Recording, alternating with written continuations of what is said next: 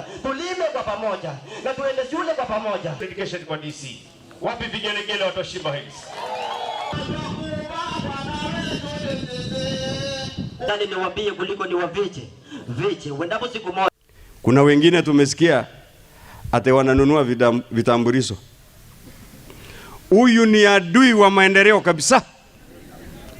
Kwa sababu ataki uchiamulie, ataki ujichagulie. Ndio sababu tumeambia IBC wametuuliza tuwasaidie kuhakikisha wale wanafanya hivyo wamekamatwa na wamechukuliwa hatua.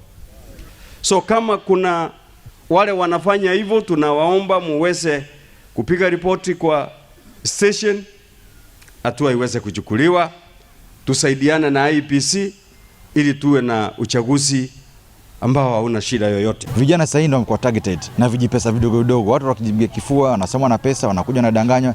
Lakini ninasema vijana, ile 100 utapatiwa haisaidii kitu. Fikiria miaka 5 iliyopita ama inaokuja, utakuwa fanya nini na kiongozi? Kiongozi ambaye anataka amani hata kuja kukonga pesa.